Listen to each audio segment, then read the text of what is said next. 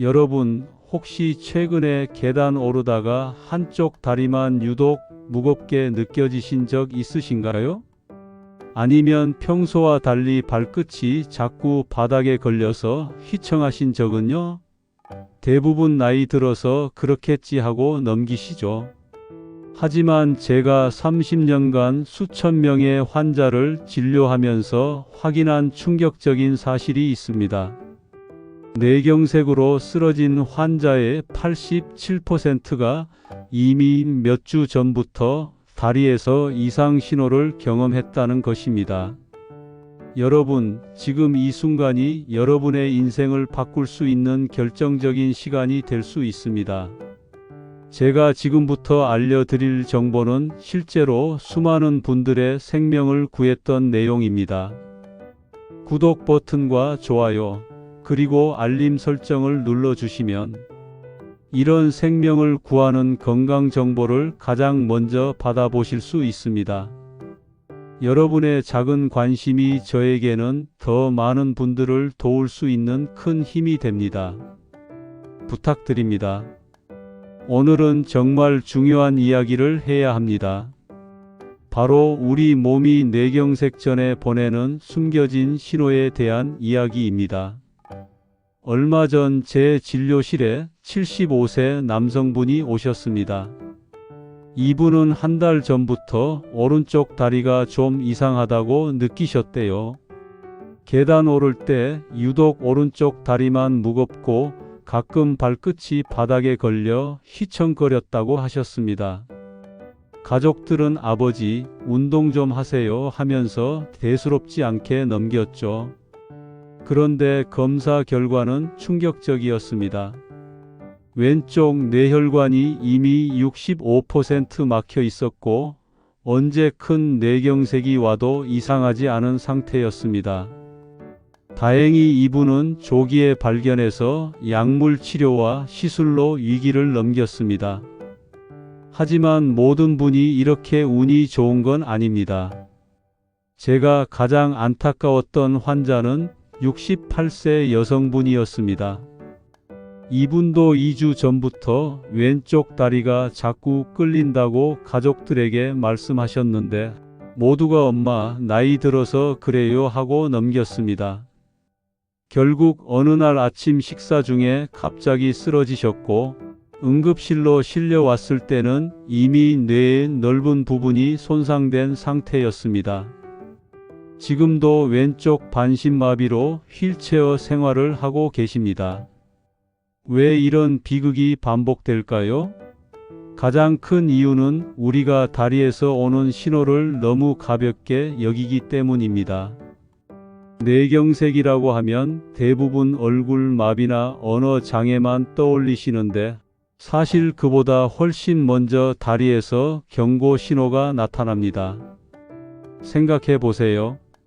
우리 다리는 심장에서 가장 멀리 떨어져 있고 중력을 거슬러 혈액을 다시 올려보내야 하는 부위입니다.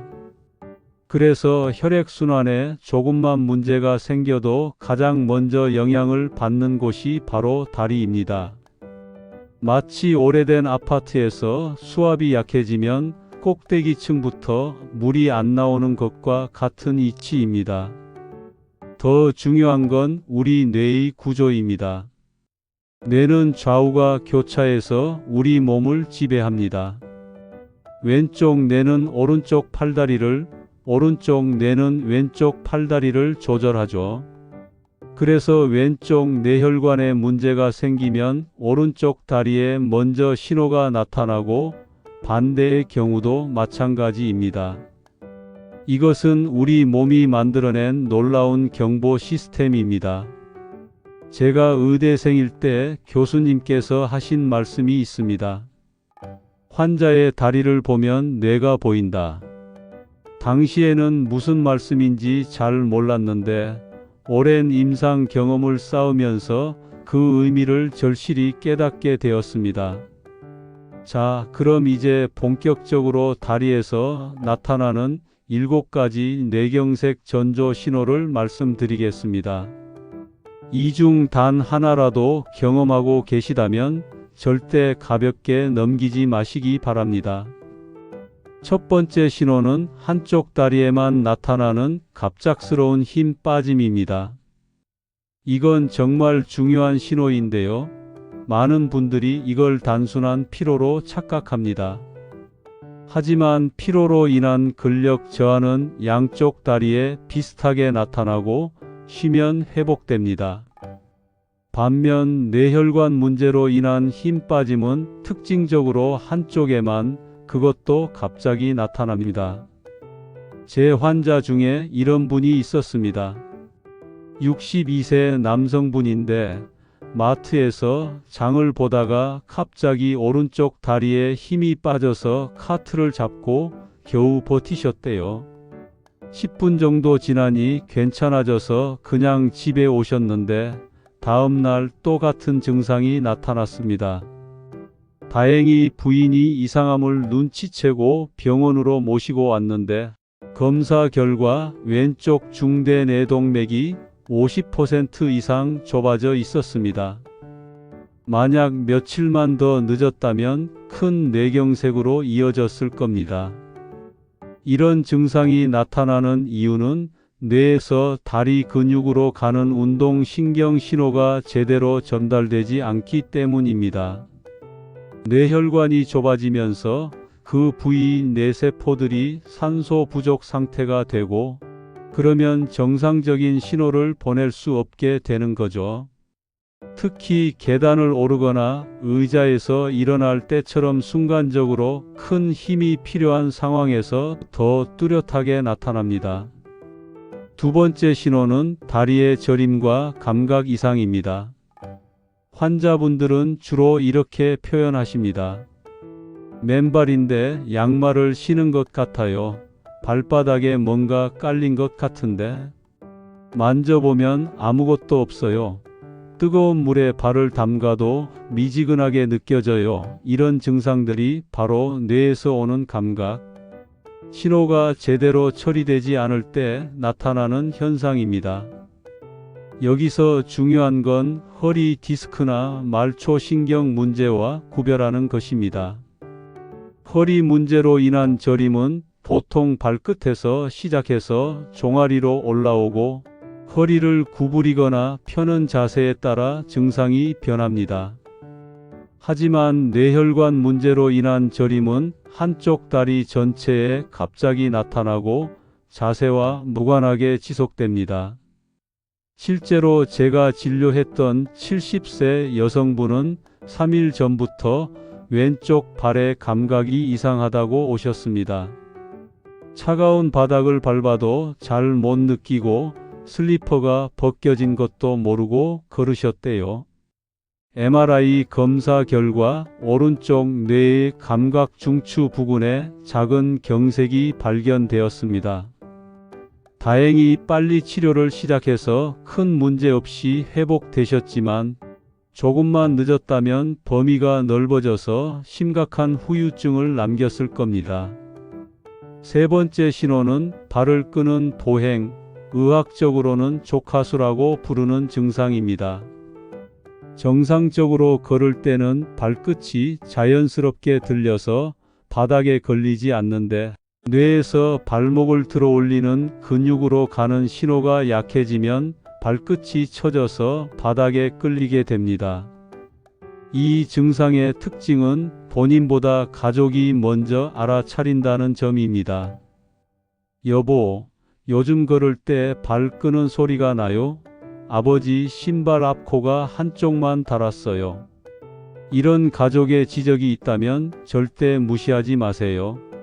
제 환자 중에도 아내가 남편 구두 한쪽만 유독 빨리 닳는 걸 이상하게 여겨 병원에 오신 분이 있었는데 검사 결과 뇌혈관 협착이 발견되어 스텐트 시술을 받으셨습니다.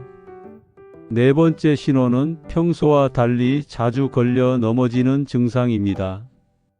이건 단순히 부주의에서가 아니라 우리 뇌의 고유수용 감각이 떨어졌기 때문입니다. 고유수용 감각이란 우리가 눈으로 보지 않아도 내 발이 어디에 있고 어떤 자세인지 아는 능력입니다. 예를 들어 우리가 어두운 곳에서도 계단을 오를 수 있는 건 이 감각 덕분입니다. 그런데 뇌혈관에 문제가 생기면 이 감각이 둔해져서 문턱이나 작은 단차에도 쉽게 걸려 넘어지게 됩니다.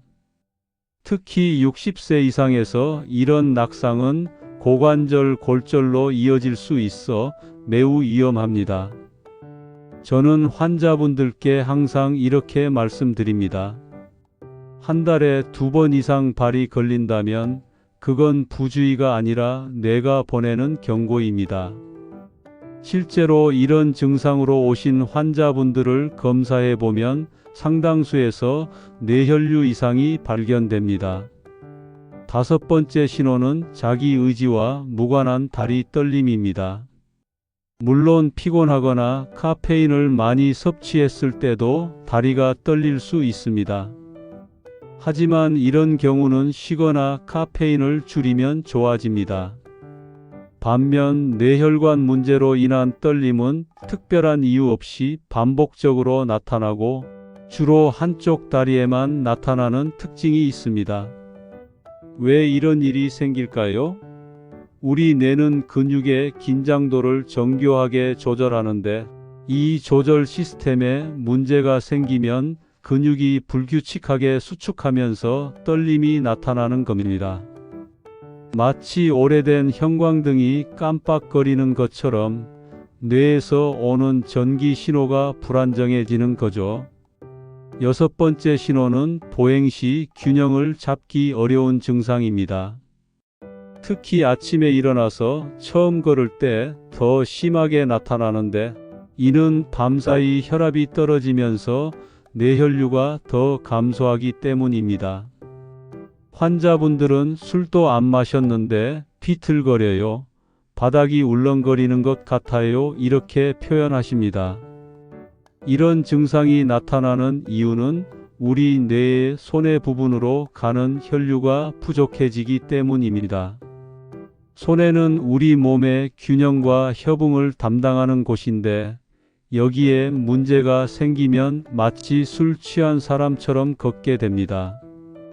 제가 최근에 진료한 72세 남성분은 한 달 전부터 걸을 때 자꾸 왼쪽으로 기운다고 오셨습니다. 복도를 걸을 때 왼쪽 벽에 자주 부딪히고 직선으로 걷기 어렵다고 하셨죠. 검사 결과 후화소뇌동맥이라는 혈관이 좁아져 있었고 즉시 치료를 시작했습니다. 만약 더 늦었다면 손해경색으로 이어져 평생 균형 장애를 안고 살아야 했을 겁니다. 마지막 7번째 신호, 이것이 가장 중요한데요. 바로 증상이 나타났다가 사라지는 일과성 허혈발작 TIA입니다.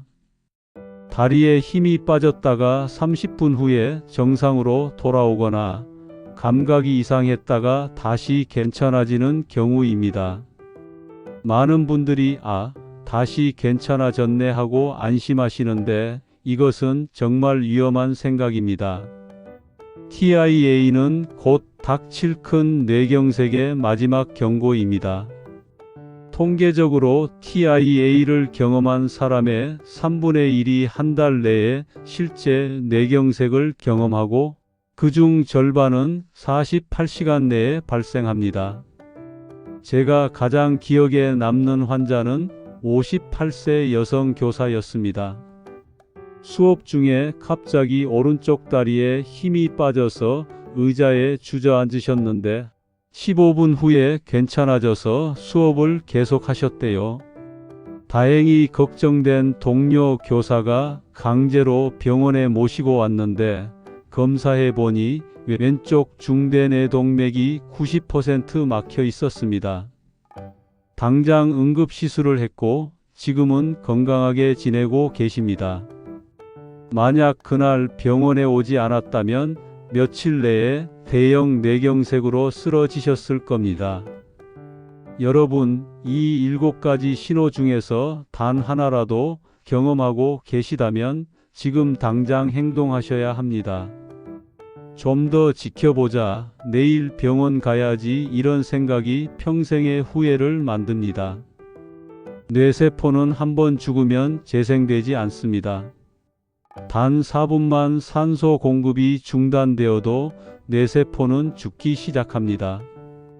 그렇다면 이런 증상이 나타났을 때 어떻게 해야 할까요? 첫째, 증상이 나타난 시간을 정확히 기록하세요. 병원에서 치료 방법을 결정하는데 매우 중요한 정보입니다. 둘째, 절대 운전하지 마시고 119를 부르거나 가족에게 병원으로 데려다 달라고 하세요. 셋째, 평소 복용하는 약물 목록을 준비하세요. 특히 혈압약, 당뇨약, 혈전용해제 등은 꼭 알려주셔야 합니다. 이제 좋은 소식을 드리겠습니다. 뇌경색은 충분히 예방 가능한 질병입니다. WHO에 따르면 뇌경색의 80% 이상이 생활습관 개선으로 예방 가능합니다. 제가 오랜 기간 환자를 진료하면서 확인한 가장 효과적인 예방법을 알려드리겠습니다. 먼저 혈압 관리입니다. 고혈압은 침묵의 살인자라고 불립니다.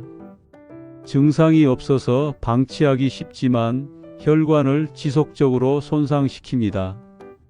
목표는 130에 80 mmHg 미만입니다. 매일 같은 시간, 특히 아침에 일어나서 30분 후에 혈압을 재고 기록하세요. 혈압이 140에 90 이상이면 반드시 의사와 상담하셔야 합니다. 혈당 관리도 중요합니다. 당뇨병이 있으면 뇌경색 위험이 3배 증가합니다. 공복 혈당 100 미만, 식후 2시간 혈당 140 미만을 목표로 하세요. 당뇨가 있으신 분은 당화혈색소를 7% 미만으로 유지하는 것이 중요합니다. 콜레스테롤, 특히 LDL 콜레스테롤을 관리하세요. LDL은 혈관벽에 쌓여 혈관을 좁게 만듭니다. 목표는 100mgdl 미만, 이미 심혈관 질환이 있다면 70mgdl 미만입니다. 기름진 음식을 줄이고 일주일에 2~3번은 등푸른 생선을 드세요. 오메가3가 풍부한 고등어, 연어, 정어리가 좋습니다. 운동은 최고의 약입니다. 하루 30분, 주 5일 빠르게 걷기만 해도 뇌경색 위험이 40% 감소합니다.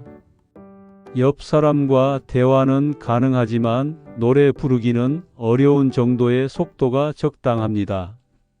무릎이 아프신 분은 수영이나 실내 자전거를 추천합니다. 금연은 선택이 아닌 필수입니다. 담배는 혈관을 직접 손상시키고 혈전을 만듭니다. 흡연자의 뇌경색 위험은 비흡연자의 2배입니다. 금연 후 5년이 지나면 비흡연자와 같은 수준으로 위험도가 떨어집니다. 지금이라도 늦지 않았습니다. 술은 적당히 마시면 도움이 될 수 있지만 과음은 독입니다. 남성은 하루 소주 2잔, 여성은 1잔 이하로 제한하세요.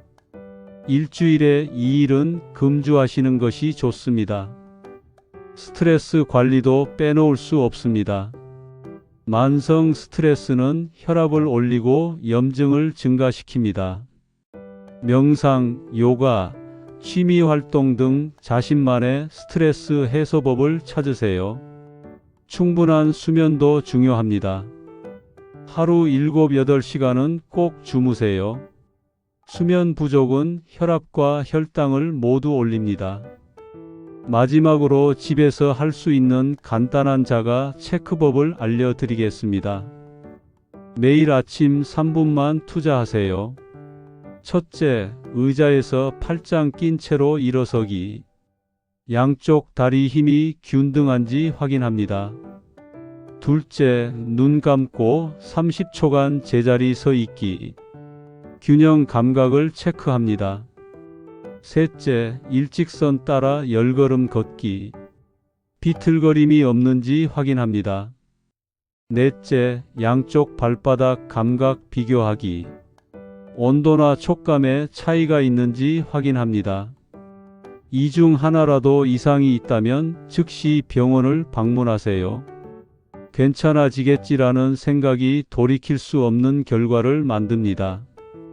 제가 의사 생활을 하면서 가장 보람을 느낄 때는 조기에 발견해서 큰 병을 막았을 때입니다. 반대로 가장 가슴 아플 때는 조금만 더 일찍 오셨다면 이라는 말을 해야 할 때입니다. 여러분은 꼭 전자가 되시기 바랍니다. 오늘 제가 말씀드린 7가지 신호를 꼭 기억하세요. 한쪽 다리 힘 빠짐, 저림과 감각 이상, 발 끌림, 자주 걸려 넘어짐, 의지와 무관한 떨림, 균형 장애, 그리고 일시적 증상 후 회복. 이 신호들은 여러분의 뇌가 보내는 마지막 SOS입니다. 우리 몸은 거짓말을 하지 않습니다.